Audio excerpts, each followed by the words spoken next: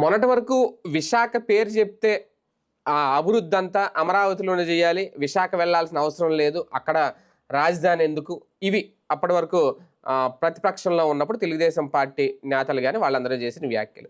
ఇప్పుడు మొత్తం విశాఖలోనే ఐటీ అభివృద్ధి కానీ మిగిలిన అభివృద్ధి కానీ అయితే ఈ ముసుగులో రియల్ ఎస్టేట్ వ్యాపారాలను ప్రోత్సహిస్తున్నారా, లేదంటే రియల్ ఎస్టేట్ వ్యాపారానికి భూములు కట్టబెడుతున్నారా? ప్రతిపక్షంలో వైసీపీ అయితే ఇప్పుడు ఇదే పాయింట్ రేజ్ చేస్తుంది. ఇప్పుడు మొన్నటి వరకు 99 పైసలకే భూములు ఇచ్చారన్నారు, ఫ్రీగా భూములు ఇచ్చారన్నారు, ఎకరం 99 పైసలకే. ఇప్పుడు కోట్ల రూపాయలు విలువ చేసే భూములు చాలా తక్కువ ధరకే కారు చౌకగా, అది కూడా రియల్ ఎస్టేట్ వ్యాపారులకు ఇచ్చేస్తున్నారు అనేది. నిజంగా తెలుగుదేశం పార్టీ నాయకులు ఇందులో చేతివాటం ప్రదర్శిస్తున్నారా, లేదంటే ముఖ్యమంత్రి చంద్రబాబు నాయుడు గారికి తెలిసే జరుగుతోందా, విశాఖను తాకట్టు పెడుతున్నారా, అమ్మేస్తున్నారా? ఈ ప్రశ్నలు అయితే రేజ్ అవుతున్నాయి. ఇది అంశం మీద చర్చించే ప్రయత్నం చేద్దాం. సార్, మొన్న కూడా రహేజా సంస్థకు సంబంధించి భూములు అప్పరంగా కట్టబెడుతున్నారు అనేది. ఇప్పుడు ఈ సత్వ, ఇది కూడా ఒక అతిపెద్ద రియల్ ఎస్టేట్ సంస్థ, దీనికి కూడా 1000 ఎకరాలు కట్టబెట్టేస్తున్నారు. దాదాపు ఇప్పుడు 30 ఎకరాలు ఎంతో ఇవ్వడానికి ఒప్పందం కుదుర్చుకున్నారట, అది కూడా అతి తక్కువ ధరకే విశాఖలో అనేది. ఏంటి నిజంగా ఐటీ ముసుగులో జరుగుతున్న రియల్ ఎస్టేట్ వ్యాపారమా, లేదంటే ఇది ఒక సంపద సృష్టి, విశాఖ అభివృద్ధి చేయాలంటే తప్పదా ఇలా భూములు ఇవ్వడం కారు చౌకగా? ఇప్పుడు ప్రజలకి తెలియకుండా చేసే మాయాజాలం ఇది. ఇప్పుడు హైదరాబాద్ హైటెక్ సిటీకి చంద్రబాబు గారు ఉన్నప్పుడు కట్టింది ఆ ఎల్ఎన్టీ బిల్డింగ్ ఒకటే, ఇప్పుడు ఉన్నటువంటి టవర్. అది డబ్బులు కేంద్రాంది, భూమి రాష్ట్రాంది. కన్స్ట్రక్షన్ చేసుకుంది, దాన్ని అద్దెలో వసూలు చేసుకుంది వాళ్ళు. అలా లాభపడ్డారు ఆ రోజున. కాకపోతే మన ఆలోచన ఎట్లుంటది, ఆ ఐటీ కంపెనీ వచ్చినాయి, ఐటీలో ఉద్యోగాలు వచ్చినాయి. ఇది ప్రజల ఆలోచన. ప్రజల్ని అటువైపుకి మళ్ళిస్తారు. ఇక్కడ లబ్ధి పొందేవాడు వేరేవాడు. అదే ఇప్పుడు కూడా జరుగుతున్నటువంటిది. బేసిక్గా సంపద సృష్టి అంటే నోట్ల కట్టలు ముద్రించడం కాదు, లేదా చెట్లకి డబ్బులు కాయడం కాదు, లేదా ఎవడో ఇండస్ట్రీ పెట్టి ₹1 సంపాదించుకుంటే మనకు రావు, మనకు పన్నే వస్తుంది. అలా కాకుండా కామన్ సెన్స్ ఉంటే, బాధ్యతాయుత తత్వం ఉంటే, ప్రజల పట్ల అవగాహన ఉంటే, ప్రజాస్వామ్యం పట్ల నమ్మకం ఉంటే చెయ్యాల్సిన పని ఏంటి? మీరు ప్రతి మున్సిపాలిటీ చూస్తారు, కార్పొరేషన్ చూస్తారు. ఎక్కడ ఎందుకు మా బెజవాడ మున్సిపాలిటీ కార్పొరేషన్ చూడండి, వస్త్రలత మీద అద్దె వస్తుంది ప్రతి నెల కూడా ప్రభుత్వానికి. అలాగే మార్కెట్ మీద వస్తుంది, కాళేశ్వరం మార్కెట్ మీద, రాజగోపాలాచారి మార్కెట్ అని ఉంటుంది. అట్లా దాదాపుగా 4-5 ఏరియాలో మార్కెట్లు ఉన్నాయి, బిల్డింగ్లు, షాపింగ్ కాంప్లెక్స్లు ఉన్నాయి. ఇప్పుడు ఎన్టీఆర్ కాంప్లెక్స్ అంటారు, తెలుసు కదా, బీసెంట్ రోడ్ దగ్గర పార్కింగ్, అవంతా రాష్ట్ర అక్కడ కార్పొరేషన్ డబ్బులు వస్తాయి. వాటి కోసం ఏం చేసింది కార్పొరేషన్? అప్పు తీసుకుని అక్కడ బిల్డింగ్ కట్టి ఆ అద్దెలతో దానికి కట్టేశారు అప్పు. సేమ్ టైం ఇప్పుడు అది ఆదాయం కదా. ఇవాళ కార్పొరేషన్కి ఆదాయం ఎక్కడి నుంచి వస్తుంది? రోడ్లకి, కాలువలకి, ఇవన్నీ పన్నులతో సరిపోతుందా? పబ్లిక్ నుంచి వచ్చే ఆస్తి పన్నుతో వీటితో చాలదు కదా. ఇవాళ డబ్బులు మిగులుతున్నాయి, వాళ్ళకి రూపాయి ఖర్చు పెట్టగలుగుతున్నారంటే ఎట్లాగా? అలాగే మా బెజవాడ అయినా, గుంటూరు అయినా, రాజమండ్రి అయినా, ఎక్కడైనా సరే కార్పొరేషన్లకు ఆదాయం అదే. అదే పని ఇక్కడ నువ్వెందుకు చేసుకోవు? ఇవాళ విచిత్రమైనటువంటి లెక్క ఏంటంటే, మీ దగ్గర 1 ఎకరం ల్యాండ్ ఉంది. ఇప్పుడు వైజాగ్లో నాకు తెలిసిన ఒక ఆయనకి 3 ఎకరాల ల్యాండ్ ఉంది. నేను పనిచేసిన టైంలోనే చూశాను. 3 ఎకరాల ల్యాండ్ ఉన్నటువంటి ఆయన ఏది అప్పట్లో ఉడా దగ్గర నుంచి కొనుక్కున్నారు. ఏది చిన్న పత్రికల వాళ్ళకి అమ్మారు అప్పుడు తక్కువ రేట్, మినిమం రేట్. దానికి గాను ఆయన ఏం చేశారు, డెవలప్మెంట్కి ఇచ్చారు. ఇచ్చినప్పుడు 50% ఫ్లాట్లు ఈయనకి ఇచ్చేటట్టు, 50% ఫ్లాట్లు. అంటే వాళ్ళు ఒక 5 అపార్ట్మెంట్లు కట్టుకుంటారు, 5-20 100 అనుకోండి, 100-50 ఈయనకి ఇచ్చేస్తారు. లేదా కొంతమంది 40 ఇస్తారు, కొంతమంది 30 ఇస్తారు. అంటే 100కి 30 ఇది రేషియో. ఏది బాగా ఇప్పుడు జూబ్లీ హిల్స్, బంజారా హిల్స్ లాంటి వాటిలో అయితే కనుక 50% అడుగుతారు. అదే అవతల ఉన్నటువంటి ఏ నానక్రామ్ గూడానో అట్లాంటి ఏరియాలో 40% అడుగుతారు, మిగతా చోట 30% అడుగుతారు. అంతే తప్పించి నీకు భూమి నేను ఇచ్చేస్తానయ్యా, నా భూమి నీకు ఇచ్చేస్తాను, దాని కన్స్ట్రక్షన్ కాస్ట్లో కూడా నేను ₹40 పెట్టుకుంటాను, నువ్వు మాత్రం దాని మీద డబ్బులు అద్దెలు నువ్వు తీసుకో అంటారా ఎవరైనా? నువ్వు అమ్ముకో, నువ్వు అద్దెలు తీసుకో అంటారా ఎవరైనా? ఇప్పుడు జరుగుతున్నది, ఇప్పుడు సత్తా దాంట్లో రైట్ చేసిన పాయింట్ అదే. దాంట్లో భూమి ఇంకా అది నయ్యం రహేజాది వాళ్ళకి ల్యాండ్ ఇచ్చి దోచి పెడుతున్నారంటే వీళ్ళకి ల్యాండ్తో పాటు ఎదురు డబ్బులు ఇస్తారట కన్స్ట్రక్షన్ దాంట్లో వీళ్ళు ఎదురు డబ్బులు పెట్టుకుంటారట. అదేమో బాధ అసలు నాకు అర్థం కాలేదు. అదేదో ఆ రహేజాకో లేకపోతే వీళ్ళకి ఇచ్చేదో సత్వాదో దాంట్లో పీపీపీ అంటారు అనమాట. రేపు పీపీపీ అంటే పెద్ద ఎత్తున ప్రజల సొమ్ముని పంచిపెట్టడం అనమాట. పాయింట్ ఏంటి అక్కడ అసలు కావాల్సింది ఏంటి? వాళ్ళనే పెట్టు, వాళ్ళ చేత కన్స్ట్రక్షన్ చేయించు, బిల్డర్గా వాడు. అలాగే బాగుంటుంది. 50-50 తీసుకో, బిల్డర్గా ఆడికి స్థలం ఇచ్చే. అంటే దీనివల్ల ప్రజా ప్రయోజనం కానీ రాష్ట్ర ప్రయోజనం కానీ ఏంటి? ఓన్లీ ఉద్యోగాలు వస్తాయి, ఉపాధి దొరుకుతుంది అనేనా? ఇంకేమన్నా చెప్తారు సాఫ్ట్వేర్ కంపెనీల వాళ్ళు అక్కడికి వచ్చి పెడతారు ఇది ఇవ్వడం వలన అంటారు. మరి అదేదో నువ్వే కట్టచ్చు కదా. నేను అనేది ఏంటంటే ఇప్పుడు ఆ బిల్డింగ్ నువ్వు కట్టావనుకో, సాఫ్ట్వేర్ కంపెనీల వాళ్ళు వచ్చి వాళ్ళు పెట్టుకుంటారు, నీకు నెల నెల అద్దెస్తారు. బిల్డింగ్ నీ సొంతగా ఉంటుంది, ఒక ఆస్తిగా ఉంటుంది, ప్లస్ నెల నెల నీకు ఆదాయం వస్తుంది, ఉద్యోగాలు ఎట్టాగా వస్తాయి. అది కదా విజన్ అంటే. విజన్ అంటే ఏంటి? రేపటికి ఆదాయం రావాలి, ప్రభుత్వానికి ఆదాయ వనరు కావాలా, ఉద్యోగాలు కావాలి, ఉపాధి కావాలి. సింపుల్ ఈజీగా వైజాగ్లో ప్లగ్ అండ్ పే విధానంలో కట్టేది. ప్రభుత్వం కట్టించుకోవచ్చు కదా, రాష్ట్ర ప్రభుత్వం. అవసరమైతే బ్యాంక్ లోన్ తీసుకో నువ్వు. ఇదిగో సో ఏరియాలో, సిరిపురం ఏరియాలో 10 ఎకరాల్లో మేము బిల్డింగ్ కడుతున్నాం అంటే బ్యాంక్ వాడు లోన్ ఇడా. అపార్ట్మెంట్ వాడికి వస్తున్న ప్రైవేట్ వాడికి ఇచ్చినప్పుడు ప్రభుత్వానికి ఇవ్వడానికి ఏం రోగం? ఇస్తారు కదా, తీసుకుని చక్కగా కట్టుకుని దాన్ని అద్దెలకు ఇచ్చామనుకోండి. మనమే సాఫ్ట్వేర్ కంపెనీలకి గుడ్ విల్ కూడా కడతారు సాఫ్ట్వేర్ కంపెనీల వాళ్ళు అడిగితే. గుడ్ విల్తో సగం లోన్ తీసేయచ్చు మనం, అంతే కదా. గుడ్ విల్తో సగం లోన్ తీల్చేయచ్చు. ఇప్పుడు లూలు వాడికి 1000 గుమస్తా ఉద్యోగాలు ఇస్తాడని అంత ఆస్తిని ఎట్ట రాసి పెడుతున్నారు. ఇక్కడ ఇంతే. దీని మన విచిత్రం ఏంటంటే ఉద్యోగాలు ఉపాధి అన్నటువంటి పేరుతో మన ఆస్తి దోపిడీకి గురవుతుంటే ఏం పర్లేదులేండి అది అని మాట్లాడుకుంటున్న విద్యావంతుల యొక్క విచిత్ర పరిస్థితి ఆంధ్రప్రదేశ్లోనే ఉంది. చదువుకున్న మూర్ఖుల యొక్క ఆలోచన ధోరణి ఏంటో అర్థం కావట్లేదు. ఓ బిల్డర్ కడితే ఆ బిల్డర్ సంపాదించుకుంటాడు, అదే ప్రభుత్వ సొమ్ముతో కట్టిన బిల్డింగ్ని వాడెవడో సంపాదించుకోవడం ఏంటో అర్థం కాని పరిస్థితి. దాన్ని సమర్థించుకునే విచిత్రమైనటువంటి ధోరణి.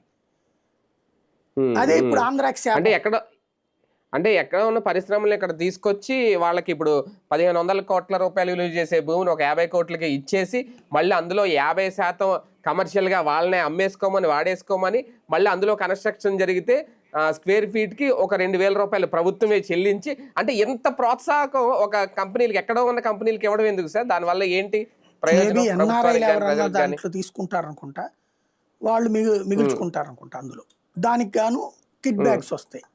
అంత మించి ఇంకేముంటుంది? పార్టీ ఫండ్ కూడా కాదు, వెనక ఫండింగ్ ఇస్తారు. పార్టీ ఫండ్ అయితే మళ్ళీ లెక్క చూపెట్టాలా. దానికి వెనక ఫండింగ్ కోసం అయితేనే చేయాలి అట్లాగా, అంత మించి ఇంకెవడు చేయడు అట్లాగా. దోచి పెట్టడం ఓ రకంగా చెప్పాలంటే. అరే కానీ ఇక్కడ విశాఖని ఎందుకు ఎంచుకుంటున్నారు? అక్కడైతేనే వస్తారు.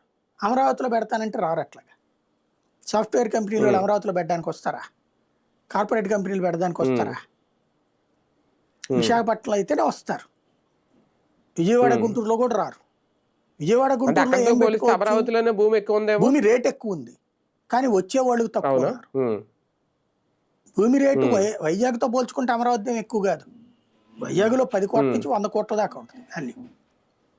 అమరావతిలో రేటు ఓకే, నేను అనేది స్పేస్. అంటే ఇప్పుడు 50,000 ఎకరాలు ఎంతో ఆల్రెడీ సేకరించి పెట్టి విశాఖపట్నం దగ్గర ఎంతకంటే ఎక్కువ ఉంటుందండి. సేకరించక్కర్లేదు, ఆల్రెడీ ప్రభుత్వ భూమి ఎక్కువ ఉంది. అప్పుడు జగన్ పెట్టిందే అందుకు రాజధాని అక్కడ అన్నది. అదైతే పెద్ద ఖర్చు లేకుండా పనిచేసేసుకోవచ్చు అనేసి అదే తేడా. అవును. కానీ అంటే నిజంగా ఇందులో రియల్ వ్యాపారమే జరిగితే విశాఖ అభివృద్ధులు, అంటే ఇప్పటికే అభివృద్ధి చెందింది, విశాఖ అభివృద్ధి చెందట్లేదు అనట్లేదు, ఇంకా అభివృద్ధి చెందడానికి ఇది ఒక మార్గమా? ఇప్పుడు రియల్ ఎస్టేట్ వ్యాపారం చేస్తే అభివృద్ధి అనేది ఆల్రెడీ అభివృద్ధి చెందిన నగరానికి ఇంకేం చేస్తావు నువ్వు? అదేదో పోనీ అమరావతిలో పెట్టావట్లంటే నేను ఒప్పుకుంటా. ఎందుకంటే అసలు ఏమీ లేదు, ఇప్పుడు డెవలప్ కావాల్సి ఉంది కాబట్టి అన్నట్టు. కానీ నువ్వు విశాఖలో పెట్టిన తర్వాత అది నువ్వు విశాఖకి మేలు చేసేదే ఉంది. దాన్ని అడ్డు పెట్టుకుని ఆల్రెడీ వెల్ ఎస్టాబ్లిష్డ్ అయిన దాన్ని అడ్డు పెట్టుకుని నువ్వు సొంతగా మింగాలనుకుంటున్నావు డబ్బులు. అంతమించేం లేదు అక్కడ పాయింట్. అదే ఇక్కడ కనబడుతుంది మనకి. రేపొద్దున అధికారం మారితే ఇలా భూములు తీసుకున్న వాళ్ళకి ఏమైనా డేంజర్ బెల్సా లేదంటే కొనసాగుతాయి? ఎందుకంటే గతంలో పరిణామాలు గుర్తు చేస్తారు. ఏమి లేదు, ఎవరేం చేయలేరు. వీళ్ళు కోర్టుకి వీళ్ళ లీగల్గా మంచి ఫార్మెట్లో ఇచ్చుకొస్తారు. దాన్ని ఏం చేయలేరు తర్వాతన. ఇంకోటి లేకపోతే ఆ తర్వాత వచ్చే పాలకులకు కూడా వాళ్ళు కావాలంటే 4 రూపాయలు పడేసిపోతారు. ఎందుకంటే గతంలో అమరాన్ వాళ్ళకి ఇచ్చిన భూముల్ని అప్పట్లో వచ్చిన తర్వాత మళ్ళీ వెనక్కి తీసుకున్నారు. ఇలాంటిది రేపొద్దున అది కూడా ఇక్కడ ఏమైనా రిపీట్ మళ్ళీ అవుతుంది లేదుగా, అలాగే. కోర్టు స్టే ఇచ్చింది కదా ఎక్కడో. ఎందుకంటే అవును. గీతం వాళ్ళు ఆక్రమించిన భూములే ఈ రోజు వరకు తిరిగి తీసుకోలేకపోయారు. రాజశేఖర రెడ్డి ఒకసారి తీసుకుని ప్రభుత్వ సంస్థలకు కేటాయిస్తే ప్రభుత్వ సంస్థలు కన్స్ట్రక్షన్ చేయలేదు, మళ్ళీ గీతం వాళ్ళు లాక్కున్నారు. మళ్ళీ మొన్న జగన్ వచ్చిన తర్వాత లాక్కుంటే కంచె వేసాడు. మళ్ళీ ఇప్పుడు గీతం వాళ్ళు అదంతా వాడుకుంటున్నారు. ఆక్రమించుకున్నది అది. ఆక్రమించుకున్నది తీసుకోవడానికి దిక్కుమొక్కు లేదు మనకి. ఇక ఏం చేస్తారు? దాంట్లో ఒప్పందంలో ఉంది కాబట్టి స్టే అంటారు. ఇప్పుడు కరెంటు 5.5 రూపాయలకి పెట్టి మనం కొన్నాము, మనకు 2.5కే వస్తుందండి, నాకు అక్కర్లేదు అంటే 15 ఏళ్లకు ఒప్పందం చేసుకున్నారు కాబట్టి అది తీసుకోవడానికి వీల్లేదని చెప్పేసి 2.5కి నువ్వు తీసుకోవడానికి వీల్లేదు, దాని డబ్బులు కట్టాకే దీన్ని తీసుకొని కోర్టు ఆదేశించలేదా? ఒప్పందం అంటే దానికి ఎవడొచ్చినా సరే, ఏ ప్రభుత్వం ఉన్నా సరే అమలు చేయాల్సిందేనని చెప్పేసి. దాంతో అది తీసుకున్నందుకు కానీ 9,000 కోట్ల రూపాయలు పెనాల్టీ కట్టలేదా జగన్ సర్కార్? కాబట్టి ఒకసారి ఒక ఒప్పందం అయిన తర్వాత దాన్ని కాదనడానికి లేదు. అయితే ఇప్పుడు ఈ లోపుగానే దాని మీద పడాలా, నెక్స్ట్ వచ్చే ప్రభుత్వం క్యాన్సిల్ కాదు, ఈ లోపే కోర్టులో దాని మీద ఛాలెంజ్ చేయాలి. చేస్తారు, కానీ దాన్ని ఎలా డ్రాగ్ చేయాలా, ఎలా టెక్నికల్ పాయింట్లో సాగదీయాలి అన్నది ఇక్కడ చాలా మందికి తెలిసినటువంటి మేధావులు ఉన్నారు. వాళ్ళలో ఆ దోపిడీని ఎలా యథేచ్ఛగా చేయాలంట. హైదరాబాద్లో అదే కదా మన వాళ్ళకి. కోర్టులకు వెళ్తే అవును, కానీ కోర్టులకు వెళ్తే న్యాయస్థానాన్ని ఆశ్రయిస్తే వచ్చే పరిశ్రమలను అడ్డుకుంటున్నారు అనే ప్రచారం అది చేస్తూనే ఉంటారు. ఇప్పుడైనా చేయట్లేదు అది. కానీ ఇక్కడ పరిశ్రమలు రానియకుండా ఆపుతున్నారా, లేకపోతే పరిశ్రమల పేరుతో రియల్ ఎస్టేట్ వాడికి దోచిపెడుతున్నారా? అది కదా పాయింట్. ఓ పరిశ్రమకి 50 ఎకరాలు ఇచ్చారు, 20 ఎకరాలు ఇచ్చారంటే హర్షిస్తున్నాం, దాన్ని 99 పైసలకి ఇచ్చారని హర్షిస్తున్నాం. వాస్తవంగా తెలంగాణలోనూ, హైదరాబాద్లో, చెన్నైలో, బెంగళూరులో డబ్బులు పెట్టి కొనుక్కుంటున్నాడు. మనం ఫ్రీగా ఇస్తున్నాం. 99 పైసలు అంటే ఏముంది, టీకి కూడా లేదు అక్కడ. ఒక టీకి 10 ఎకరాలు వస్తాయి అనమాట వీళ్ళకి. అలాంటి స్టేజ్లో ఉంది మనకి. కాబట్టి ఏమైనా జరగచ్చు ఇక్కడ. సార్ 2014 నుంచి 19 వరకు ఇదే బాబు గారి అధికారంలో ఉన్నప్పుడు విశాఖ మీద ఇప్పుడు పెట్టినంత స్థాయిలో దృష్టి పెట్టలేదు. తర్వాత అసలు విశాఖనే వద్దనుకున్నారు. జగన్మోహన్ రెడ్డి గారు ముఖ్యమంత్రిగా ఉన్నప్పుడు విమర్శించారు. కానీ ఇప్పుడు విశాఖ మీదే ఫోకస్ పెట్టడానికి ఏంటి కారణం? ఏదైనా సరే మనకి వ్రతం చెడ్డ ఫలితం దక్కలేదు అన్నటువంటి పాయింట్ ఇక్కడ కనబడుతుంది. అప్పట్లో ఏంటంటే ఎవరు వచ్చినా సరే ఇన్వెస్ట్ చేస్తానన్నా సరే వద్దు అమరావతిలో రమ్మన్నారు, దాంతో ఎవడు రాలే. అవును, లక్షల కోట్ల రూపాయల పెట్టుబడులు సంతకాలు అయితే జరిగినాయి, కానీ ఏ ఒక్కడు గ్రౌండ్ చేయలే. రీజన్ ఏంటి? వీళ్ళు అమరావతి అమరావతి అమరావతి అనేటప్పటికి రాలేదు. అక్కడ వచ్చి ఎక్కడ కొంటాంలే అనేసి జగన్ దాన్నే గమనించాడు. తను వచ్చిన తర్వాత క్రాస్ చెక్ చేసుకున్నప్పుడు ఎందుకు రావట్లేదంటే, ఏ కంపెనీ అయినా సరే అమరావతిలో పెట్టి ఏం చేసుకుంటామండి అంటున్నారు. మ్యాన్ పవర్ ఎక్కడ ఉంటారు, వచ్చిన వాళ్ళు ఎక్కడ ఉంటారు? ఇప్పుడు ఫర్ ఎగ్జాంపుల్ హైదరాబాద్లో ఉన్న 1 కోటి మంది జనాభా అమరావతిలో 29 గ్రామాల్లో కుదురుతుందా? అసలు అక్కడ ఏ మౌలిక వస్తువులు ఉన్నాయని అవన్నీ ఇంకా ప్రారంభించి చేసి చెయ్యాలి అదంతా. అలాగని అమరావతి ఆగిపోతుందని కాదు, బట్ విత్తు ముందా చెట్టు ముందా అవుతుంది. ఫస్ట్ డెవలప్ చేశాక వస్తాయి సంస్థలు, డెవలప్ చేయడానికి ఏ సంస్థలు రావు. ఇది గుర్తుపెట్టుకోవాల్సిన అంశం. దాన్ని అక్కడ జగన్ వీళ్ళని పట్టురావడం కష్టం అనుకున్నాడు. ప్లస్ ఇక్కడ రైతులకు సంబంధించిన సమస్యల పరిష్కారం కష్టం అనుకున్నాడు. అందుకని విశాఖపట్నాన్ని ఎంచుకున్నాడు. మళ్ళీ రాయలసీమను ఎంచుకుంటే తన ప్రాంతానికి రాజధాని తీసుకుపోయాడు అంటారన్న ఉద్దేశంతో అక్కడికి హైకోర్టు ఇచ్చేసి విశాఖ పట్టుకుపోయాడు. విశాఖ అయితే అందులో మెట్రో సిటీ, కాస్మోపాలిటన్ సిటీ. అది అంటే వివిధ భాషలు మాట్లాడేటటువంటి జనాభా ఉండేటటువంటి ప్రాంతం, కేంద్ర సంస్థలు ఇవన్నీ ఉన్న ప్రాంతం. కాబట్టి దానికైతే అబ్జెక్షన్ ఉండదు కదా అనుకున్నాడు. కాకపోతే అతను చేసిన ఏకైక తప్పు 3 రాజధానులు అంటాం. ఆ ముక్క అనకుండా అదే రాజధాని ఉంటే ఏం అనడానికి ఏమి ఉండేది కాదు. అప్పుడు అతను చేసిన 3 రాజధానుల బిల్లు కారణంగా దెబ్బతిన్నాడు అక్కడ. అది పక్కన పెడితే అది ఖచ్చితంగా గ్రోత్ ఇంజన్ అదే అన్నది తను గ్రహించాడు అక్కడ. అక్కడి నుంచి సక్సెస్ఫుల్గా అతను ఈ పెచ్చ పని ఏం చేయకుండా వెళ్ళి అక్కడ కూర్చుని ప్రారంభించేసేసి పని చేసేసుకుంటా ఉంటుంటే ఇప్పుడు ఎవడొచ్చినా అక్కడి నుంచి కొనసాగించాల్సి వచ్చింది. ఇప్పుడు హైదరాబాద్ నుంచి రాష్ట్రం విడిపోయి 11 ఏళ్ళు అయిపోయింది. మన వాళ్ళందరూ హైదరాబాద్లోనే ఉంటుంటారు. ఎందుకని? వీళ్ళ ఆస్తులన్నీ అక్కడే తగలడ్డాయి. వీళ్ళకి సంబంధించిన సంస్థల హెడ్ క్వార్టర్లన్నీ అక్కడే ఉన్నాయి. హెడ్ క్వార్టర్లు ఏంటి, కంపెనీలే అక్కడ ఉన్నాయి. వీళ్ళ ప్రతి వారం ఆడికే పోతారు. మన వాళ్ళందరూ ఇప్పుడు అక్కడే ఉంటారు. ఎందుకని? అది హెడ్ క్వార్టర్ కాబట్టి. రేపు ఫ్యూచర్లో విశాఖపట్నం అది అవకాశం ఉంటుంది దానికి. అది చేసుకురావడం అన్నటువంటి దాని మీద జగన్ వెళ్తే జగన్ ఆ రోజున ద్వేషించి దూషించారు. ఇప్పుడు వీళ్ళకి సీన్ అర్థమైంది.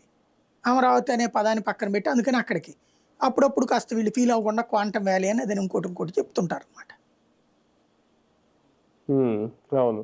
అంటే జగన్ ఎంచుకున్న బాటలోనే బాబు గారు వెళ్తున్నారు అనుకోవాలా, లేదంటే ఏపీలో ఇంకా బెటర్ ఆప్షన్ లేదా?